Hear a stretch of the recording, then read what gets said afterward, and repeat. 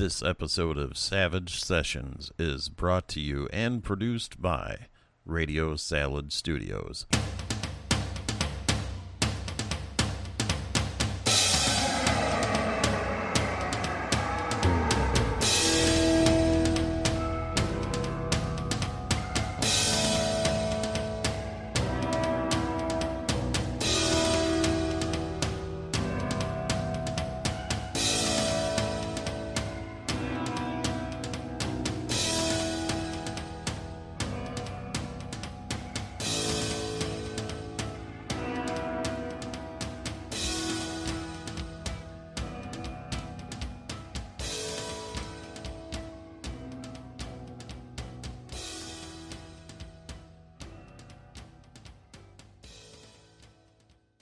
And now your host, Chucky T. Our opening shot takes us over top of what looks to be a map of California. It's much different than the map of recent in the past that we know of. It's the Deadlands, Weird West map of California, shattered and broken. As the camera zooms down in it, we see the multiple plateaus as the map fades away and we start soaring through the sky over top of the plateaus. We see the dots of multiple small towns as the camera continues to move more towards the center of the state. The camera dips down through and over top of a small town. At the bottom of the screen subtitles, we see Lynchburg, 1875, late November. Lynchburg is a mining town. Like all towns in the Great Maze, it's unique as it's resting on top of this plateau, and each of the plateaus range in size from mediocre to substantial. Some plateaus could even house multiple small towns or one large town. Lynchburg is a simple mining town. Allow the miners actually dangle off the side of the plateau, and they dig in looking for ghost rock, gold, or silver, primarily ghost rock, the super fuel that has been powering this great country for the last decade. They have one major thoroughfare, and as the camera comes down and pulls back, and we see a large raven sways back and forth, and it lands on the peak of a roof looking down at the main thoroughfare. It's nighttime out, and the town, as small as it is quite active. There are multiple saloons that we hear a couple of gunshots. The raven turns, caws at the screen, and looks back down the thoroughfare, and the camera follows this gaze down. Goes down towards the end of the street. At the end of the street, there is a large chapel. The camera veers off to the right, and we see a well-lit two-story saloon. Camera goes in. We see the girls dancing on the tables, men at the bar, women at the bar, all dressed in various, from the ragamuffin to the ultra rich for that time period. The camera goes to the back of the saloon, up a set of stairs, and it turns quickly to the right. As it turns, we see two men are staggering back, each of them with their guns drawn. Their eyes are wide, and we hear an old man behind them, one shouting that he can't get the door open. He can't get the door open. They're almost drowned out from the noise below. One of the men looks back and he hisses at the old man to move his ass. Oh, what the fuck those things are, but they're gonna, oh shit! He pivots back around as the other hired gun already has his shotgun up. And before he can even lob off a shot, something in the hallway extinguishes the lanterns that light it up. The man with the shotgun, we see the barrel of the gun get pulled into the darkness. He screams. The first man pops off a couple shots. As the shots go off, we see something skeletal and wet has a hold of the second man and has hoisted him up. Something is burrowing into his body. The second man is just screaming and screaming. The first man turns back to the doctor, his eyes wide with fear. He starts pushing him. The old man drops the set of keys. He goes to grab it. The first man pivots around, and there are two quick-moving monstrosities coming at him. It's difficult to make them out, but as they move, there are wet splatters going all over the floor. And as they lunge at the first man, we see the viscera actually hitting the screen. The man screams. The old man manages to get the door open. He closes it behind him. And as he goes to lock the door, something slams against the door. A skeletal hand, slicked with blood, ruptures the door and begins frantically grabbing at the old man. The old man slams his shoulder in the door, manages to latch it, take a couple steps back as he's glancing around, looking for something to assist him. And he sees the revolver lying on a bed nearby. He runs over, his fingertips have just touched the revolver, and there's a horrible crashing noise.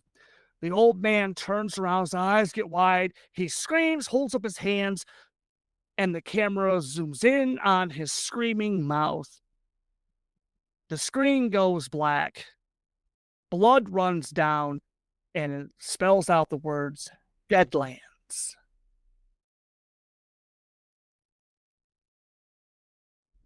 East India Tea Company is proud to present this episode of Savage Sessions.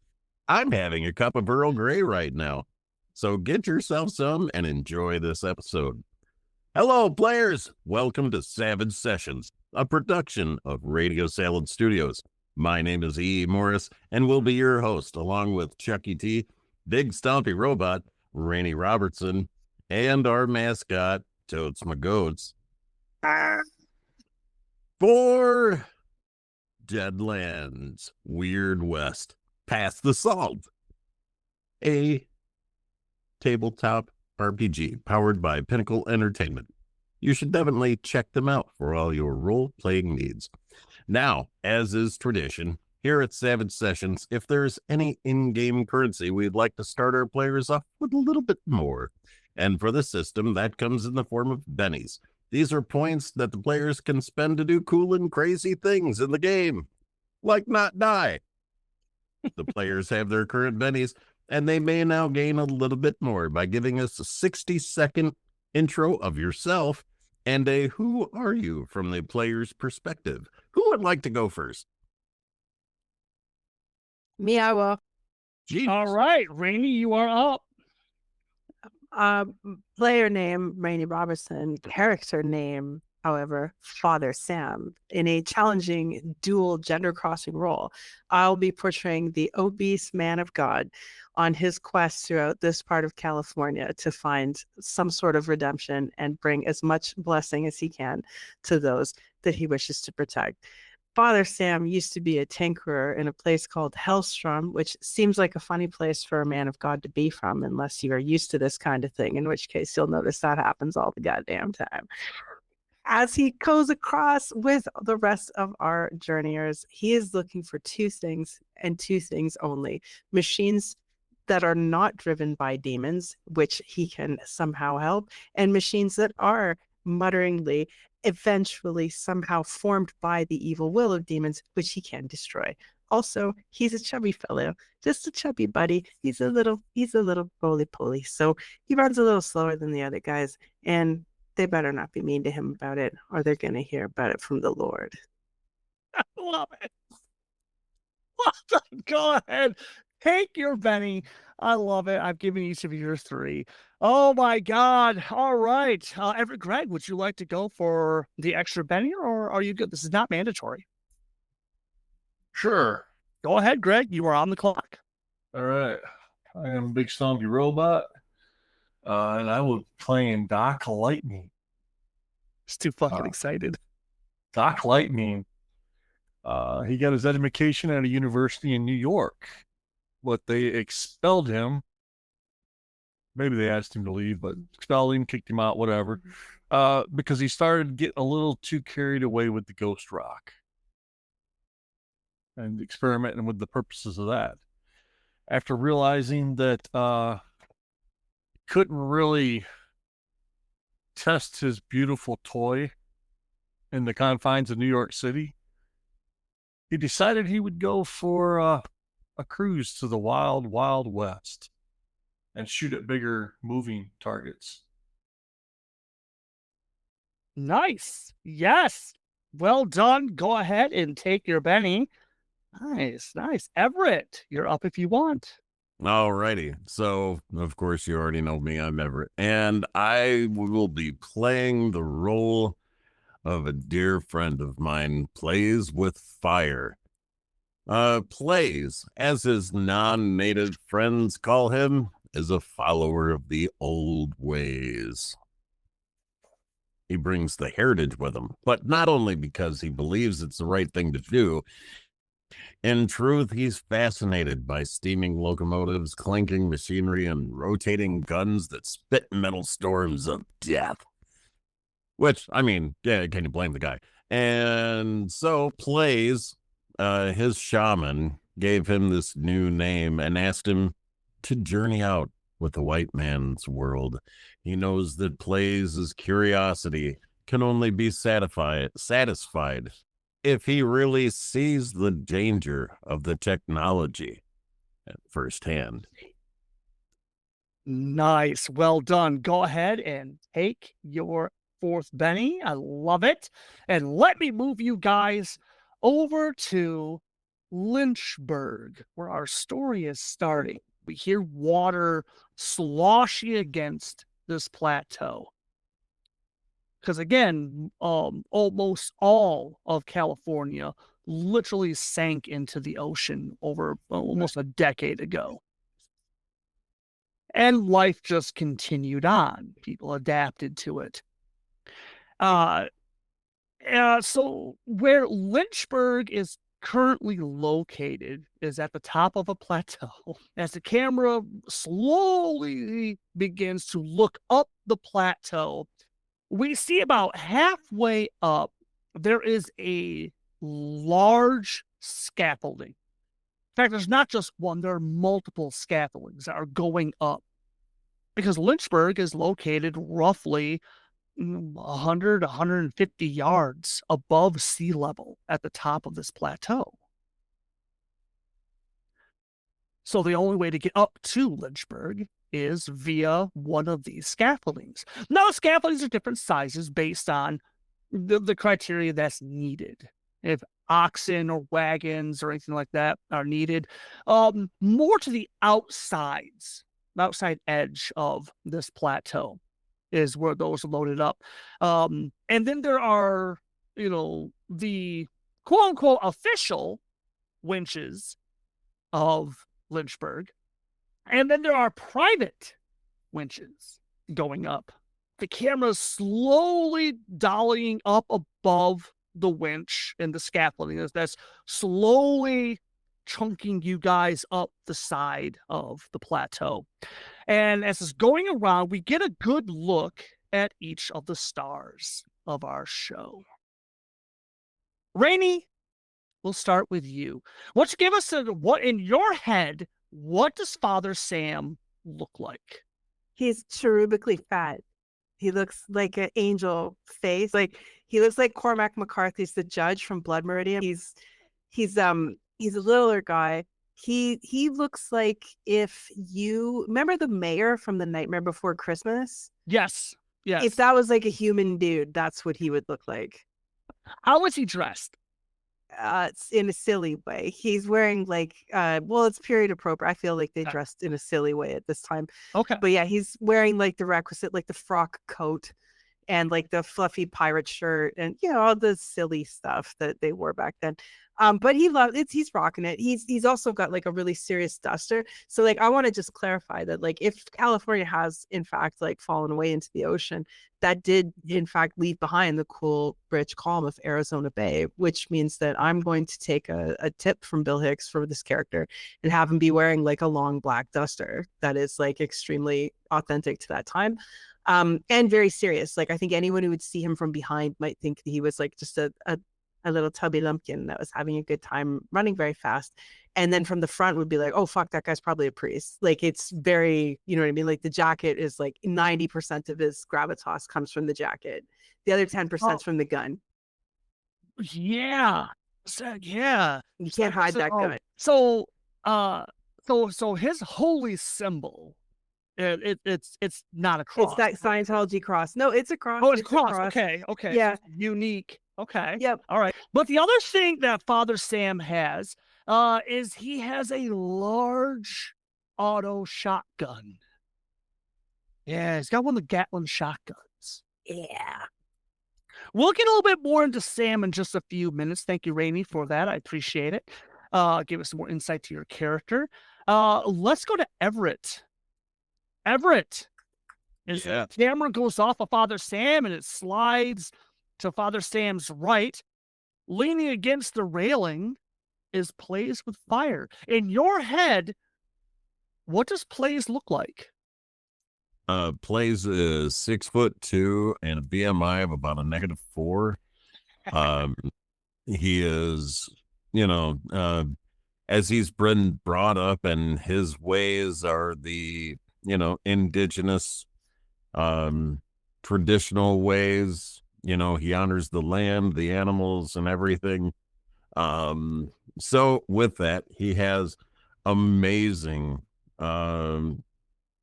leather pants that he's made. Yep. A vest. Okay. Just his arms are ripped. It doesn't matter what temperature it is. He's pretty much just wearing the same thing all the time. Yeah, he's a tough bastard. Yeah. He is. Long hair, of course, tied in the back, and he's got some feathers that are very monumental in his upbringing tied to his belt. Yeah.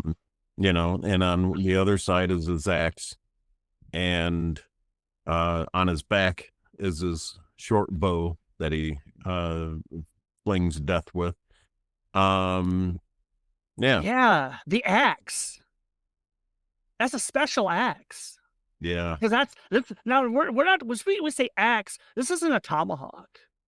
No. No, it's a tomahawk from hell. Yeah, it's two-handed, but he can use it with one. It's less of an impact, but just as deadly. Yeah. It'll fuck somebody up. Yeah, I was seeing if I actually named it, but I can't remember. Oh, that's fine. If you did, heck yeah. And if you don't have a name right now, while Greg and Rainey are going doing their thing, if you got some time, go ahead and find something. That's fine. That's perfect. And we'll make notes of it. Yeah, because the axe, it's not ghost rock. Well, it's rock. It's rock because it's just the tradition of your tribe. Yep. It was a gift to you from another hunter, and he was from the Arizona area. So the rock itself is bizarre. It's not ghost rock, but it has just this weird qualities to it. It has almost a bluish, and at times in the right light, it also has like a deep violet tinge here and there. And I've got a name for it. Yeah, what you got, bud? Wendigo. Wendigo. There we go. The always hungry. Yeah. Terrifying, evil spirit from the folklore of many Algonquin-speaking peoples. Nice. It's not an location, but a malevolent entity associated with greed and gluttony. And this axe is a glutton, let me tell you. Oh, well done. Thank you, Everett. I love it. So as the camera continues to move on, It stops briefly as we see Father Sam and Plays turn, and they're looking. The camera goes down, and it goes down on Doc Lightning. Now, Doc Lightning isn't his name. What is his name? And in your head, what does Doc Lightning look like? Doc's actual name is Harvey Millstone. Yeah. He just kind of ended up with that name because of his gun. Oh, yeah. The gun. The gun.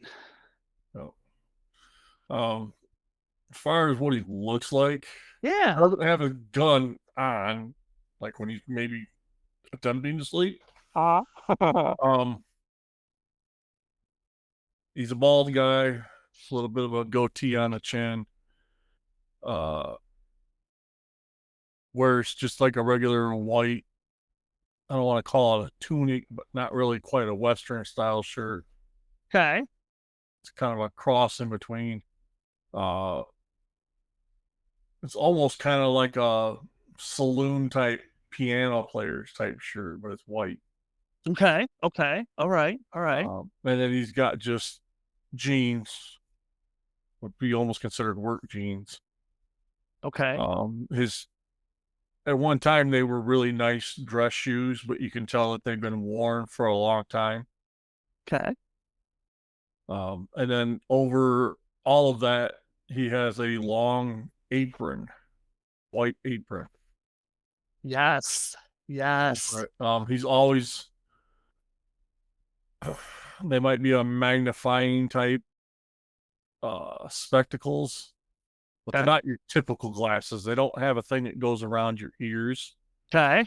There's like a band, like a headband that he wears, and they hang from that down in front of his eyes. Nice. Yeah. And there's multiple pairs, like he can move some out of the way and get different ones.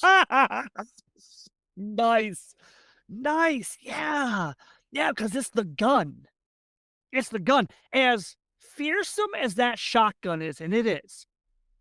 Like when Sam levels that at something, it is frightening. It is terrifying. When Plays drops that axe, like the bow, that's Plays being nice, honestly. But it's when the axe comes out, that's some terrifying shit right there. But that goddamn laser gun. It's not a laser gun, it's a lightning gun. Done correctly, Doc Lightning can feasibly level a building all on his own. It is a terrifying scene. It truly is. And so, yeah, now that we've gotten a good look at the characters and at the winch is slowly going up to the top, and we can see that the other winches are coming to halts and people are beginning to disembark. Oh, there's a scrappy group of young men sitting at the top. And as I mean young men, I'm talking they're like 13, 14, something like that. There's a giant mechanical crank that the boys are like taking turns, just moving, and there's a heavy, clank, clank, clank, clank, clank, clank, clank, clank, clank, clank, clank, clank. Your turn, damn it! Because another kid grabs it and just starts clank, clank, clank. It's huge, absolutely huge. And when you guys get to the top, it's very, it's very dysfunctional. Honestly, it's a bizarre form of organized chaos. The small multitudes of people that are trying to get offloaded and situated before the sun actually drops. Each of you figure you got about 3 hours before the sun goes down and this town goes pitch black. And as you guys are getting your stuff off and you pay the other half to one of the young men in shabby clothes at the top, through all the chaos, you hear a woman yelling out, "You're all sinners and you'll pay for this. This town needs an enema, a godly enema. And as the crowd kind of parts and there's laughing, and you hear some other men, whatever, take your Bible thumping someplace else. You leave our soiled doves alone. They don't need to be hearing your squalor, you filthy woman. The nun gets pushed forward. Give me one sec. And she's a young lady. She looks, maybe in her early 30s. And as she's pushed forward, yeah, she looks nice until she turns and she gets a stern look at her face and, unhand me, you filthy heathens. Well, there's 3 guys that have pushed her off, and it looks like they're guiding her to one of the many scaffoldings that are getting ready to go back down. One guy breaks off and he's hailing one of the scaffolders, and the scaffolders are bitching because no, we don't fuck with God. You have somebody else haul that one down. And the lady turns and, I'm here. She hoists up her Bible. I'm here doing the Lord's work. Another guy comes up. He snatches the book, looks it over, and the nun blinks and she's jumping, trying to get the book. And the guy starts laughing.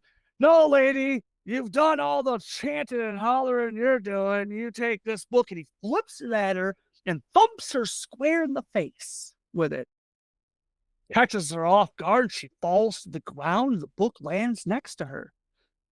Guy standing towering over top of her tells her that's time for you to get the hell out of Lynchburg. And there's a roar from the crowd that is watching this. Some people are shocked, while the multitudes of them are, quite frankly, entertained. One of the young men looks forward and, we already got one preacher in this godforsaken place. We don't need more than that. Ain't that right, boys? And these are the guys that are helping you guys get off the scaffolding. What are you guys doing? So this guy that's shouting at the nun is helping us? No. He's apparently he's from an establishment in town. He mentioned soiled doves. That's a polite way of saying hooker or prostitute. Well, and apparently she was talking to the soiled doves, and he was not happy about this. okay, I would like to approach him face to face and disquiet or shut him up, Nice. Sam, what is Sam doing? I don't like that. So I am going to use my inherent edge of bravery, because if there's one thing I love, it's edging. And I'm going to grab my terrifying gun without firing it. Mind you, I have no intention of firing it, but I'm going to aim it in a threatening fashion towards anyone who's threatening the nun, while attempting as best I can to do a Marvel style jump and land, like sort of like in front of her, like with my hands on the ground and everything, my ass up in the air like a cat, just like, but like I'm a chubby little boy, right? So I look like a puppet, maybe a little more like a Muppet that way. It's cute, like a little turkey, like a deadly turkey. What is Doc doing? Doc is, he also just kind of turns his gun on so it lights up. But he's just holding it. He's got it ready. Nice. Quietly walking up beside the other 2. Right. So yeah. But he does look over to the right where there's nobody standing. He goes, Fred, this will never do.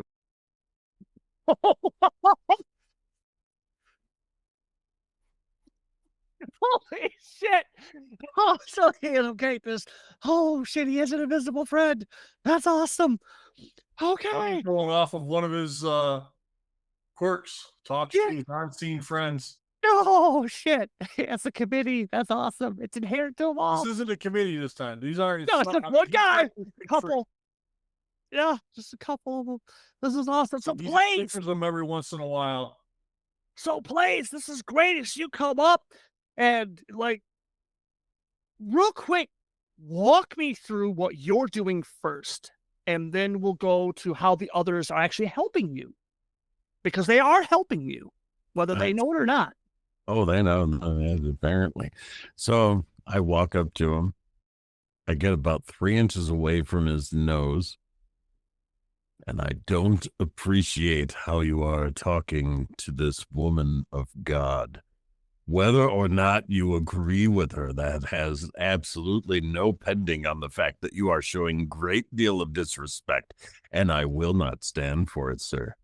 Nice, please. Leans down, and the guy's eyes get big. The one dude that broke off and is trying to secure transport for this annoying nun to leave Lynchburg. He stops, his eyes get big, and he glances over, and it gets kind of quiet, and a little tense music starts to come up as the camera zooms in on his eyes as they narrow, and you see him glance over to the right, and the third guy standing behind guy number one, he's a little skinny ginger. He's got the golfer cap, and he adjusts it, and he's glancing around, and his hand slowly goes down. He's got the 45 sitting there, and he doesn't know quite what to do yet. And he's watching the first guy that's eye to eye with Plays, and he glances over at the other guy that's by the scaffolding, and they're silently trying to figure out what are we gonna do here. Like, dude, what will we do? And then that's when Father Sam breaks from the crowd, and he jumps forward, lands almost directly on top of the nun, and he levels this shotgun forward. And this isn't just a shotgun, it's a shotgun from hell. Rainey, are you aiming it at the first guy that Plays is eye to eye with, or are you aiming it at the ginger, or are you aiming it at the guy who's behind you guys, kind of off behind you guys? The guy that's like closest to the nun, whichever one. Right. Okay. So that's within reaching distance. That's yeah. Plays. Okay. The one that Plays is looking at. His eyes, looking at Plays, and he's already realized that he's fucked up. And then when you land, you level up that shot, because that's the other thing with Father Sam. He is deceptively strong.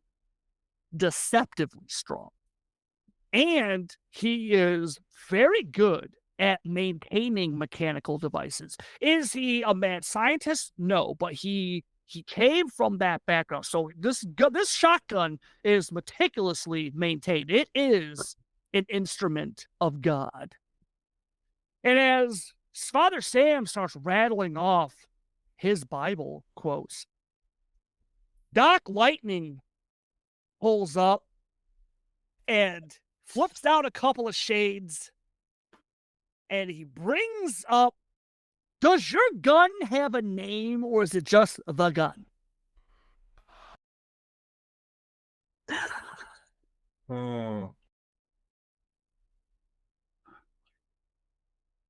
Zapper. All right. Zapper? Okay. What about, that's a good question. Actually, yeah, Sam. Has Sam named the gun? Or did the angel name the gun? The angel whispered the name of the gun to him, and he's never said it out loud, so no one knows it but him. But he whispers it every time he fires it. He whispers it to himself, so he doesn't forget the voice of the angel and the name of the gun. Oh, okay. So it's inaudible, and like at the bottom, like in subtitles, it's inaudible. And in parentheses, it says name of gun. If you had excellent hearing, perhaps, and you scored really well on a roll, your GM might let you know what it is. But... we will put that somewhere in the show notes. Yes, we will. So yeah, and as Doc, he comes by. Again, Doc is not a big guy; he's a little dude. There's not a whole lot to him, and the gun is like when he's holding it, the gun is fucking huge, and he clicks this thing on, and it's Ghostbusters when they fire up. It's a multiple. I was thinking that. What you got? Instead of like the Ghostbuster sound it fires up, Yeah, it lets out a little scream from the ghost rock. Oh yeah, and that alone. What? Just the way he's dressed, when he holds up the gizmos, anyone in this crowd who has half a brain knows exactly what you are. You're one of those freaks. And so Everett, go ahead. Let's do the first roll for the night. Give me an intimidation roll. This will be resisted, but you're going to get an automatic +2 because you have Doc and Sam essentially backing you up, and they are scary. Okay, so you got a 1 and a 3. So technically that's 5. So Is it's up to that- you. I'm not a fan of that. You're not a fan of that? Go ahead, toss that Benny and give me that reroll. And that's why Oh, yes, say it, Everett, say it. I got me a 10. That's right. And why did you get that 10, Everett? Because I rolled a Benny. That's right. That is why we drop bennies, kids. Fantastic. So there it is. There's your 12. So let me pop over here because you never know. You never know. There again, these guys are extras, so they do not get a wild die. So he rolls a D6, and he got an awesome 3. So yes, that is a success and a raise. You have broken this guy. His eyes get big. He holds it up, and the ginger behind him's like, "What you want me to do, Slim?" Which is hilarious. The fact that he calls this doughy guy Slim. "What you want me to do here, Slim?" And Slim holds up his hands. Not a fucking thing. Backs up. "Hey, you with this bit? This lady of God? Yeah, quickly corrects himself. She's all yours, but she needs to leave because my boss doesn't want her anywhere in town anymore. And her and the sheriff are eye to eye on this." To which the nun doesn't know when to shut up. And she's already, she starts to complain. But then when Father Sam starts, because she gets excited when she sees Father Sam with that monstrous shotgun and holds up this bizarre looking cross. Now, she's Catholic. And so she sees the cross, and it looks similar to what she's wearing. But then when you start rattling off your ideology, she gets a confused look on her face because she has no idea what you're talking about. But you seem an authoritarian figure. And so Slim backs off, the ginger backs off, and as you guys take stock of the other guy, the third guy, he slowly starts walking his way, hands raised, and the crowd is slowly moving back as you guys are helping the nun to her feet. She thanks each of you, and she glances around, and she spits on the ground. "For your sakes, you should leave this evil den of heathenistic activities. God will never shine a light here." And she, like if her hair was out, she would do a hair toss. And she pivots herself around, points her nose in the air, and she resolutely stomps off towards the nearest scaffolding. "Take me from this den of evil." And she gets on. Nobody else is getting on. Like, there are people on the scaffolding. They get off the scaffolding. And each one will say, "I'll take the next one. I got no, we're good. I'll take the next one." Fine. Be that way. And within a matter of seconds, she's being slowly descended down. I look at my partners. Well, geez, how about a little gratefulness or thank you or some noise? What? Oh, you guys get cheers from the crowd. A lot of them think you're helping to get rid of the annoying nun, and they're cheering for the new people. Oh my God! Well, and that's what brings us to, as this cheering goes on, each of you remember why you have come to Lynchburg. Each of you are members of the Twilight Legion. This is a loose organization of individuals that are recruited to investigate and handle supernatural activities that are happening out in the West. For each of you, the Legion has provided something, whether it's protection or insight.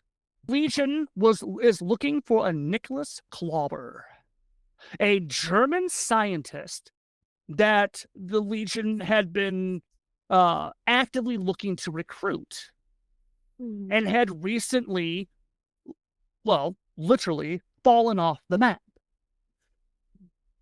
Is he a nutty buddy? As he had reached out to the Legion for assistance, claiming that someone was trying to kill him. Right. Now, there's a couple of problems with that. One, he's a mad scientist. Mad scientists are notoriously paranoid. Just look at the poster child sitting next to you. That would be Doc Lightning. Alone, right? But normally, Never when the Legion sends you guys out, there is something notable to look after. So as the crowd erupts into, chants, and Slim and his friends realize that they can regain face, Slim comes forward and he pats Plays on the shoulder and raises his, Slim tries to raise Play's hand, realizes he can't, and just raises his own hands. He points at Plays, he points at Sam, he points at Doc Lightning. That's right. That's what Mariposa Lil brings to Lynchburg. She brings in the professionals to protect your whores. Yeah! And the crowd loses their shit. They love this. Some people are chanting out, "Buy those people a beer! Yeah! Fuck that bitch!" And yeah, all sorts of horrible crap are coming from these people as they are rejoicing in the fact that they've kicked it done out of Lynchburg. Oh, my poor, poor religious people. So, from here, Slim, a couple of guys are telling people to calm down, and now that the show is over, they're slowly dispersing, because again, you've only got a couple of hours before it's time to try to find housing and start looking for Nicholas Clobber.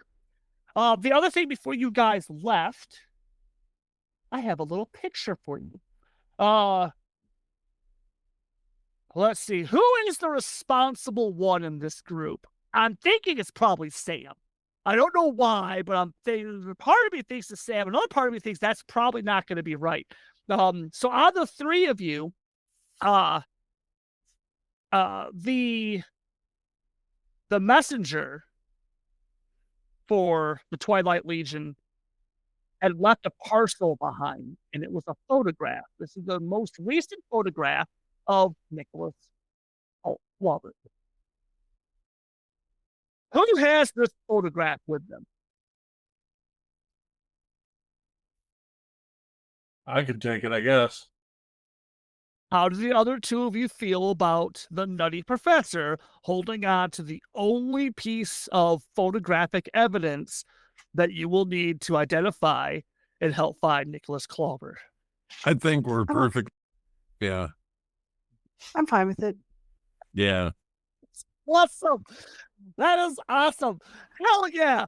So that's one of the weird things about my quirk. Is that he is one of the people I now see sometimes and talk to. Fucking amazing.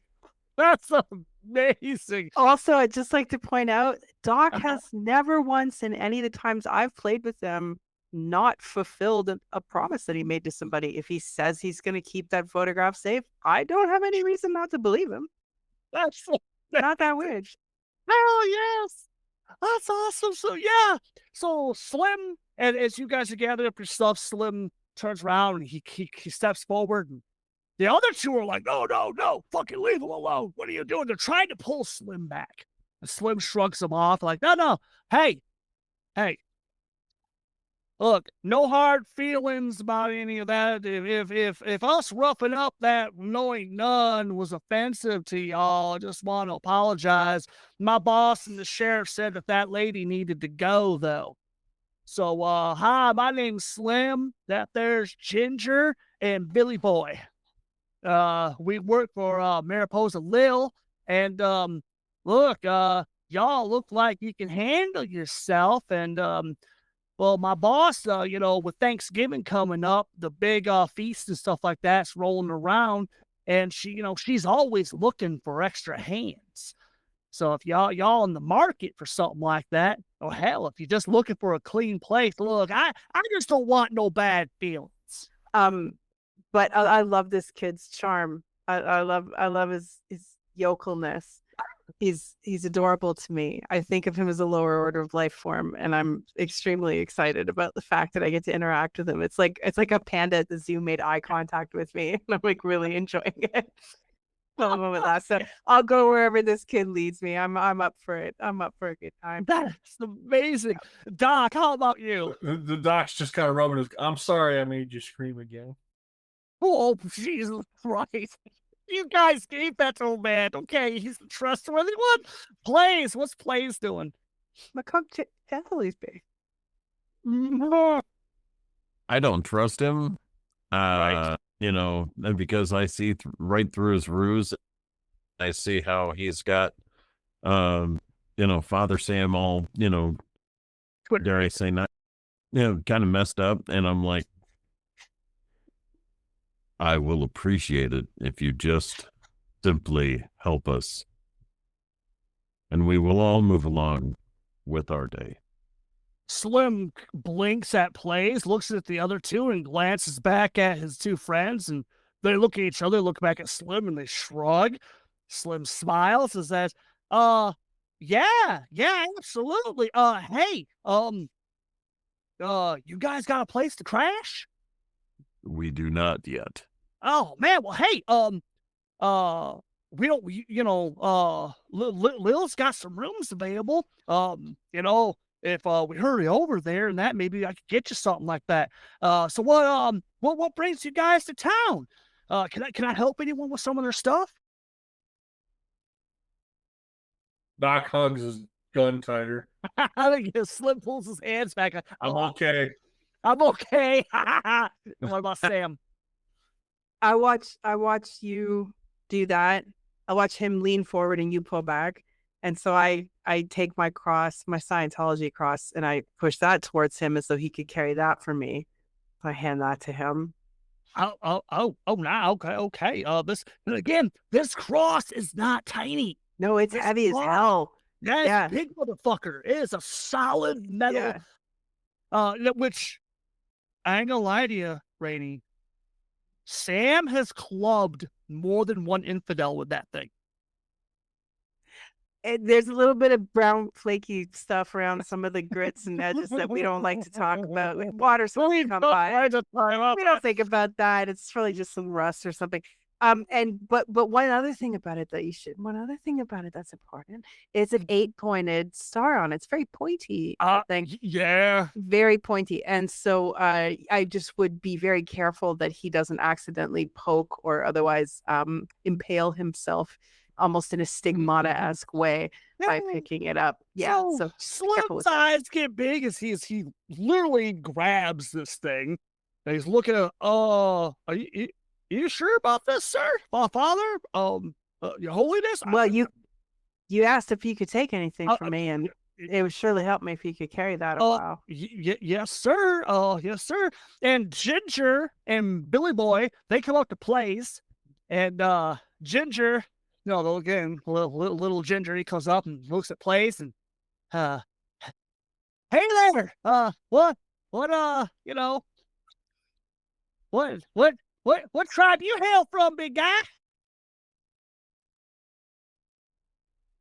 Pardon me? I don't speak his language. Did I say that wrong? And Billy Boy kind of looks over and, no, I don't think so. Did you ask what tribe I am from? Yeah. Isn't that what you said, Ginge? Isn't that what you said? You asked, what little is it? Maybe they're all dead, Ginge. You should probably apologize. Damn, son. We're trying to recruit these sons of bitches, not make them split our heads wide open. Look at the size of this motherfucker. Ginge's eyes get big, and he looks back at Plays. Oh, shit, man, I'm sorry. I would tell you the name of my tribe, but then I would have to kill you. Holy shit. Yep, fuck this. Let's go. Ginger and Billy Boy, they turn and they start walking off, and Slim is following behind the three of you as you guys are going down, and he's holding that big cross, almost like a standard bearer, for Father Sam as you guys are going down the main thoroughfare. Come up to the 2-story spot for Mariposa Lil's. It's a nice establishment. Well, one of the nicer ones. As you guys come in, there is a lovely woman that is going around the tables. Like I said, you got the dancers on several of the tables. Some of the tables have card games, others are just some people sitting down.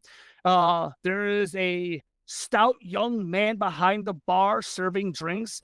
And when this lady sees you, 3 of you walk in, but she sees Billy Boy and Ginger walk in first, and she's shaking hands with a couple of guys, and you can, we can hear, as always, we can hear her saying, "No, that's good. I'm glad you guys are having fun. Keep up the playing." She sees Ginger and Billy Boy walk in, eyes narrow, and she points her finger out at him. "Did you get rid of that bitch? Or she's still in my town? Yeah, I better hear that she's either you tossed her over the edge or you maybe God helped her fall to the ground because she sure as hell wanted to take away my birds." And Ginger and Billy Boy, no, we got her down, and hey, as the 3 of you are coming in, well, Mariposa Lil, her eyes narrow as she sees the 3 of you walk in. "Oh, these folks helped us get rid of her because, oh man, she was a handful, Lil. She was a hell of a handful. Really, these guys, they helped you out." Oh yeah, Lil made it real good." "Holy shit, Slim. What are you doing?" Slim's behind Sam, and he's holding that giant cross. Look around. "Oh, no. No, Slim.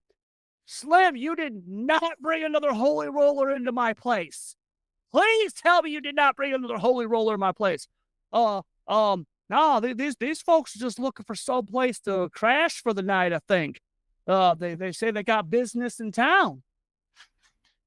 They ain't here to cause problem, Lil. They really did. They helped us out there. Get that nun safely, so ain't nobody got worried about God striking us down or nothing. And Slim comes around, he, hands the cross back to Father Sam. "So what are the 3 of you doing?" The doc, that chick there that's on the screen, or excuse me, the woman on the screen, Uh-huh. that's Lilith. That's Mariposa Lil. And apparently, She owns the establishment. apparently she owns the establishment. Yeah. The doc kind of slides up, not really like real close to her, but closer. Uh-huh. As he's whispering something to one of his friends, he's like, "She's kind of cute." Oh my God. Her eyes get big and she takes a couple steps back. What the fuck? What is Sam doing? I think right now I'm weighing all of the things I believe against what my body is doing, which is reacting to the presence of this extremely cute individual. This is difficult for me. I'll live, but I need a minute. And I'm kind of glad that I'm not holding the giant cross, but I'm also sad because it was really good at being something I could put in front of myself. So while the good father is composing himself, what is Plays doing? Well, I'm not really taken, kind of like, everybody else seems kind of be tripping over themselves. Right. And so I greet myself and I say, "Good evening, ma'am, and thank you in advance for your assistance in finding a place to abide while we were on our mission." Well, Lil looks around and, there's this, she looks around. fuck you all looking at? You act like you never seen a bunch of freaks walk into my place. And she laughs and she looks at the bartender. I got 3 drinks for our new friends here. Turns around, she looks at Plays. She extends her hand. Mariposa Lil, I own this joint. Good hell, honestly, if anyone runs this fucking town, it's me. So, what's your name again? I am Plays Fire, but you may call me Plays. Oh, you don't say. What about your friends here? Father. Oh, Daddy? Daddy Samuel. Samuel. Just, you can call me Daddy. You can call me Daddy. You can call me Father. Father Sam. Pleasure to meet you, young lady. Lily. Lil comes up and she puts her hand on Father Sam's shoulder. Oh, darling, it's okay. I got a couple of girls up front. They got a bad stutter too. We'll get you a drink and get you cleaned up real quick, like. I'm trembling like a raccoon caught in like a barbecue. Like I absolutely losing my just like Oh my God. the chihuahuas that's about to have a shower. I'm just like, losing my mind. Yeah, Mariposa Lil turns out. She's a short lady. Dark skin. She has wavy brown hair. She's got the yellow bandana tied up and she has it pulled back in a bow. She's got the it's a clean white cotton shirt. Many of the buttons are undone, but nothing that's aggressively tasteless. She's got the leather straps, and then she's got the the denim pants, and then she has some stylish boots that she's wearing, but they're a bizarre hybrid of work boot and fashion boot. And she turns and she looks and she's almost eye to eye with Doc White. And she raises an eyebrow and she looks then.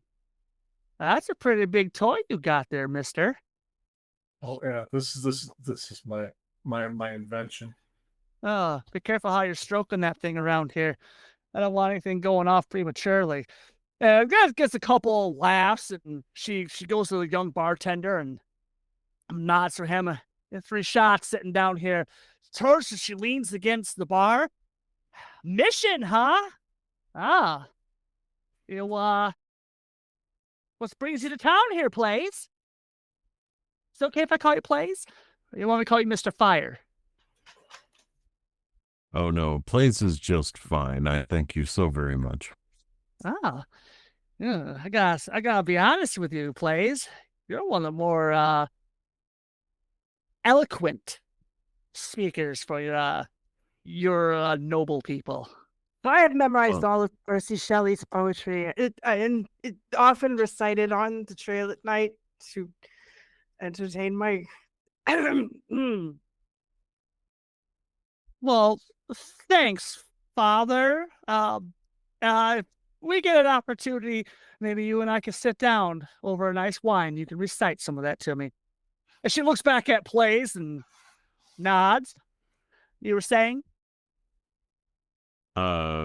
Yes, it's, just our family's way. And of course, now my heart's starting to beat a little bit because I realize that she might be trying to hit on me. So of course I'm trying to remain calm, cool, and collect. Yes, we take pride in our extensive vocabulary from where my family lives. She picks up the shot glasses and she hands one to each of you. Whether you're going to imbibe or not is completely up to you. And she takes one, she quickly slams it back, she sets it down, she taps the bar, signaling that she wants another. So what brings the 3 of you to town? Well, before I say anything, I ask her for 3 shots and I knock them back one at a time. Plays it is. Plays it is. Yeah. Oh, wow. Okay. What about Doc? Is he taking a shot or is he leaving it alone? Oh, he takes a shot, and then he walks over to the bar and asks for a couple more too. He realizes that she's not interested in him, so he's gonna go Right, but she is talking to Plays about why they're in town, though. And he's listening to that for the most part, whether Okay. they realize it or not. Okay. But yeah, he goes over to the bar, he gets a couple of more shots, and then he actually throws a couple of coins up on the bar for the. Oh, hell yeah. Paying customers? Yes, sir. And the young man nods, and he's a stout young boy. It's very clear why Lil put him back there, because he's very good at the drinks and he's some exquisite eye candy. And the doc actually asked him if there's like been any other people through town lately. ooh, well, let's hold off on that just for a second. What about Sam? What is Sam doing? I've come to terms with the fact that this is happening. I'm a little bit more in charge of myself.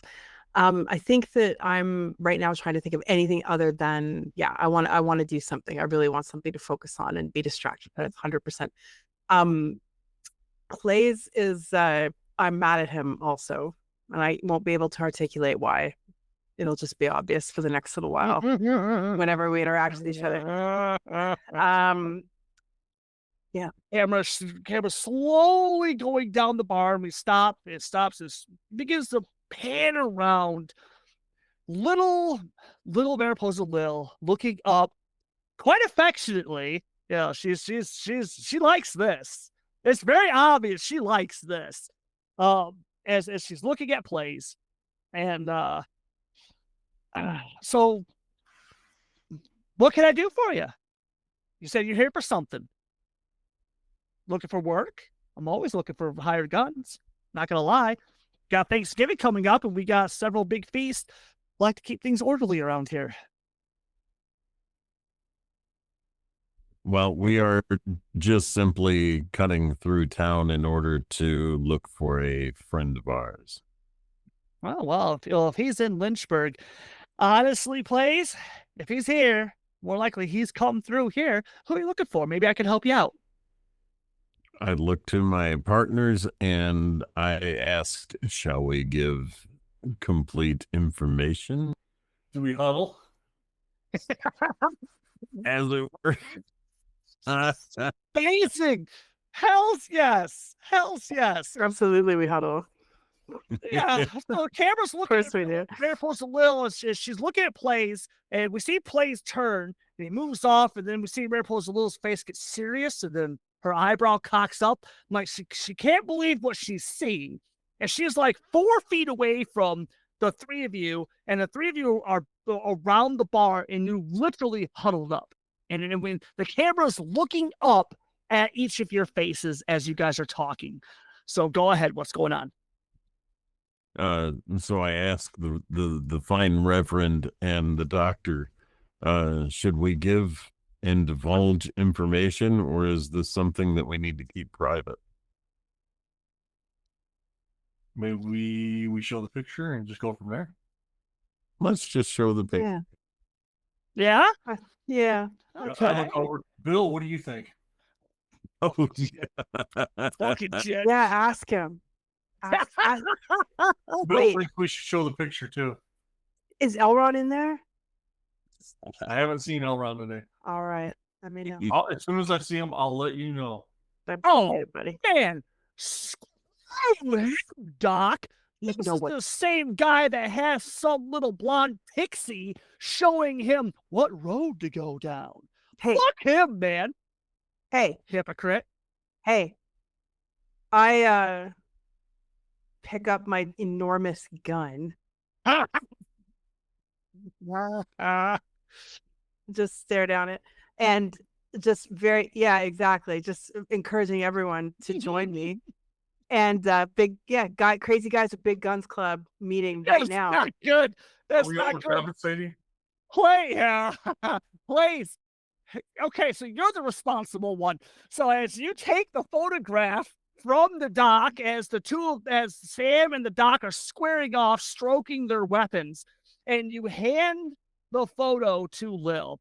And Lil she's got a very confused look. She's glancing around, and so far, this hasn't freaked out any of her other patrons. Yeah, they're kind of half-assed watching, but they haven't really stopped what they're doing, which is good. From Lil's point of view, this is good. And when Plays hands her the photograph, she looks at it, and Plays, you can just see it on her face. It just drops. And like she's looking down, and her eyes look up at Plays. Are you serious? Tell me Well, this wasn't someone you cared about. Well, of course it is, and I am serious. I do not joke. Ask my friends. What happened to Nikki? Nicholas Clobber. Like, she knows him by name. And she's like, oh, I know this guy. I know him very well. He was a patron here. Was? Is he still around, or did he go off, or something happened to him? Technically he's still around. Hold on a second. Let me move this to the back. There we go. Yeah. So the scene shifts, and Mariposa Lil is standing in the door frame, and the three of you are in a small room. She's got 2 rooms available in this building. The building adjacent is her overflow. And you remember the building as you were coming by, it's nothing more than a flop house. But these 2 rooms are very nice rooms. Well, this would be a nice room, except for the fact that the door, as I said, she's standing in the door frame because there's no goddamn door. There's blood. Well, they tried to clean it up as best they could. In fact, she had to shoo a couple of the girls out of the room because they were in there cleaning. Inside the room, there are, oh boy, multiple bodies inside the room. And, fucking A, they're mutilated badly. So the first thing I'm going to ask for is a fear check. Yes. So it'll be a fear check. It's a spirit check. You're looking for 4s. And I got 5. yeah, Play's got a 5, so that's good. Doc, you got a 3. Do you have any edges that help with fear checks or anything like that? Got delusional. Nope. No, it'd be edges, not Okay. hindrances. Okay, so Arcane, gadgetary, mission, power, 2 genius, arcane background, mad scientist. okay, so you don't have any. We'll roll Benny and see if we Okay, get well, I'll toss a Benny at that. All right, cool. All right. awesome. What about Sam? Sam, go ahead, give me a spirit check. Right. Now you're at it because you got guts and brave. So There we go. There's a 4. there we go. I got it. Lots. Yeah. Doc, I got a 4. Sam got a 4. Technically, that's a 6. So okay, so you guys all passed. Well done. Okay, if you would have failed, you would have suffered a level of fatigue just for this scene. Okay, which means you would have been at a -1 to all your actions. All right, so yeah, it's a gruesome sight. You hold it together because it's been a while, but Doc's yeah. kind of intrigued. He actually pulls like a metal thing out and extends it to probe. He starts poking at stuff. Fucking of course. Holy shit. Are Okay, these so for one victim, or are they several? Mariposa Lil's looking at this because, first of all, it's pretty clear that she was looking to get some shock value out of this. Oh, yeah. Luke. I want to talk about that in a These are sec. Nikki, are they? What's that? I said none of these are Nikki, are they? She glances around, she points down, and Plays right by your foot is a removed head. And the head itself, it looks like the back of the head has been removed, but there's enough hair there that you can reach down and if you want, you could pick the head up and turn it, and even in it's the face of Nicholas Culber, and the look on his face is frozen in pain and terror. But it Actually, is thanks. definitely Nicholas Culber. Yeah, thanks for that. I was actually going to volunteer that I pick it up by the hair and look at it very closely. And I turn it to the kind doctor and I say, "This appears to be the man we're looking for." How long has these parts been here? Mariposa Lil glances around and realizes, like, oh, you guys are cool. You got some hard cases. Okay. Yeah. He'd only been in Lynchburg for a little bit. He hired a couple of guys. Like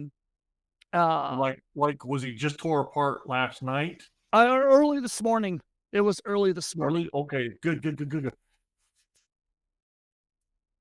Doc wants to play with his lightning and actually take like a white cloth and put it up on the wall. Uh-huh.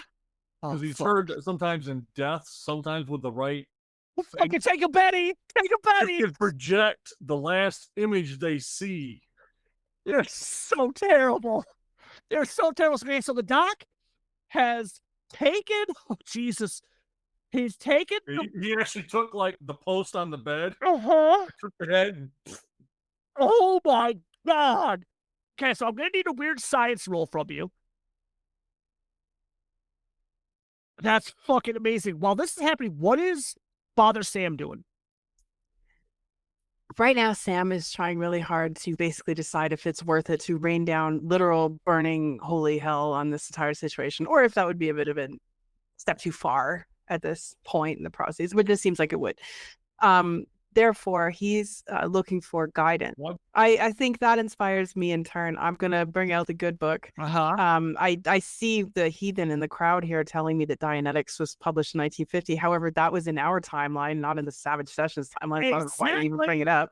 Hell yeah. Anyways, everyone knows that L. Ron Hubbard was a silver miner from Southern California, and everything flowed downriver from there. So I would say that right now I've decided not to kill, but rather to look for innocence. Also, too, these people were innocent. This has affected me in a somewhat deep way. Yeah, so while the doctor's trying to project this image, I'm looking at him and everything he's doing with great wonder and amazement. Meanwhile, the words that the Reverend is reading is like, oh my gosh, I've never thought of that before. You know, there's starting to become an awakening, you know, to other spiritualities. And so for me, this whole moment is just nothing but enlightening and just moving, you know. Oh my God. Mariposa Lil is standing and she's like, so out of these four people, she's the only normal one. Yeah. Right? The madam. Essentially the madam of this house is the unscrupulous bar owner is the normal one in the group, and she's leaning against the door frame. Now she stood up, her eyes are huge, and she backs out of the room, and there's two girls coming up. She turns, she just points, no, you get the fuck out of here and don't come near this goddamn place until I tell you otherwise. And the girls look at each other, and Mariposa points again. Turn on my gun and it screams. Jesus Christ, the girls' eyes get big. Nothing, you didn't hear shit. Get back down there and shake your asses.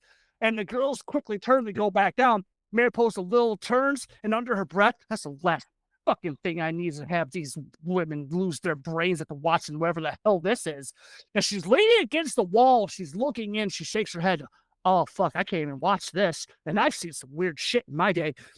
And she backs up and she turns and she just crosses her arms. Yeah, just she's not looking in the room. She's got her back to her. Holy fuck, just tell me when you're done. Oh my God, just tell me when you're done. And you're paying for all that. Oh my God. Okay, so. God damn it. Oh, 6 for weird science. Oh, that's a success. That's a success. Genius, of course. Oh, okay. So, Greg, you need to mark down loose three PowerPoints. Greg, you tell us as the audience in your head, as you wild west this shit. Please don't sue us. What does this look like? So basically, That's the reason why he fired his gun up, because he wants the electricity off the gun. Okay. And he's actually got a couple of electrodes, wires that he's hooked to the gun, Uh-huh. and then he's hooked them into. They had like long probes, Okay. and he stuck them through the guy's ears, so they pierced into the brain. Fucking shit. And then firing up the gun to create the electric field, and he's hoping that when it sends the impulses through or the shock. Oh, there's no hope. There's no hope. You know how this is gonna work. Yeah. No, when he sends the shocks through Mm-hmm. the brain, he's hoping that it'll flash the images through the eyes and they can get it up on the screen. Because he actually took a couple of his glasses Uh-huh. and hooked them on front of the Nice. head to Okay. help kind of project. Christ. Oh, yeah. Everyone give me another fear check real quick. As you are literally seeing the final image of what ended Nicholas Culver's life. Okay, plays, we got 3. Father Sam, technically you got 7, so you're good. Plays, what about the doc? Oh, fear check, you said? Yes, please. Got a 5. You got a 5. Okay, so plays. You can keep the failure, and that just means that this has rattled him, and he'll be at a -1 for like this scene and the next, just a scene. So it's up to you. Well, it's getting kind of late, so I'll throw another Benny out. Go ahead. Go ahead. Yep, I just need to find my mouse. There it is. See how this works. Go ahead. Toss that Benny, bud. And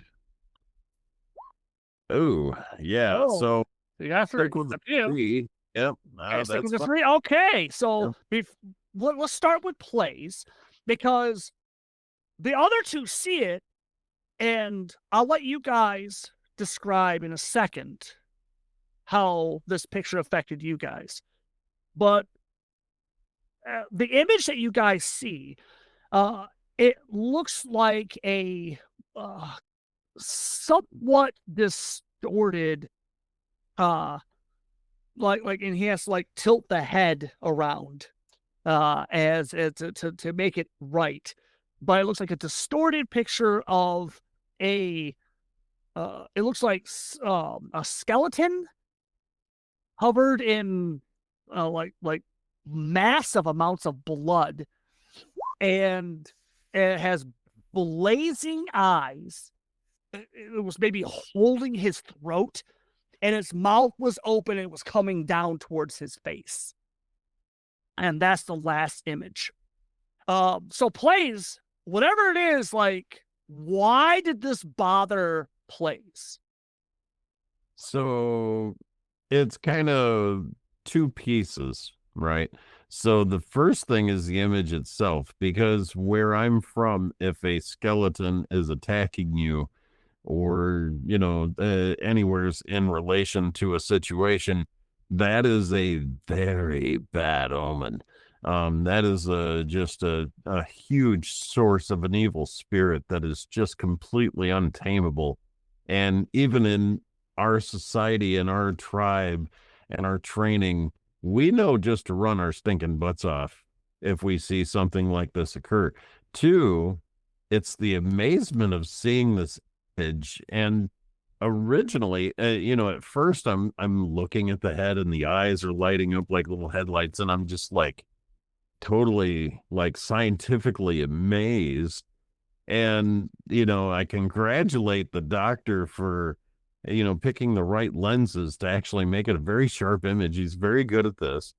And I'm just like waving my hands in front of the eyes and just looking at the screen and just like giving it the whole Encino Man, looking at it really close kind of a look. And then as I'm looking at the side of his head, my head turns to the screen, and that's when I pretty much, this is weird. This is bad. this is very, very, very bad. This is, and all of a sudden, all the heritage and everything of the skeleton is just hitting me like a little flood of information. And I'm like, we are screwed if we have to face this vigil. No. So, yeah. What about the other two? What about Sam and Doc? What's going through their heads as you're looking at If I throw you a Benny, could we have gotten a camera to take a picture of that skeleton? Interesting. The Doc. Okay, yeah. Toss me a Benny. Yeah. I'm Toss me a praying the Benny. entire time. Okay. Yeah. And so, yes. Because Doc wants to frame that picture for his laboratory. Jesus Christ. So, yeah. So the Doc is This is only the second time he's done it, and this is the only time it's been successful. So the first time, he used up too much documentation. electricity and fried the brain, and You're going to get published again, whether they like it or not. And so, yeah. So the Doc is rooting around. He's setting the camera up. Father Sam has dropped down to one knee, and he's doing a prayer from that book of his. And Our Father who art in Sea Org. And Plays is backed up, and he's just taking a sight in. The camera slowly begins to go up through the roof, and we see that the sun is slowly setting on Lynchburg, and the screen goes black, and the credits roll. That's a wrap for this week. Join us again here at Radio Salad Studios, home for Savage Sessions. Make sure you follow us on Facebook, Instagram, and YouTube, and hit that bell icon to be notified when new episodes are released. Until we see each other again, Go out there, be safe, have fun, and may the dice be with you. always. This game references the Savage Worlds game system, available from Pinnacle Entertainment Group at www.peginc.com. It is unofficial media content permitted under the Media Network Content Agreement. This content is not managed, approved, or endorsed by Pinnacle Entertainment Group. Certain portions of the materials used are the intellectual property of Pinnacle and all rights reserved. Savage Worlds, all related settings, and unique characters, locations, and characters, logos, and trademarks are copyrights of Pinnacle Entertainment Group.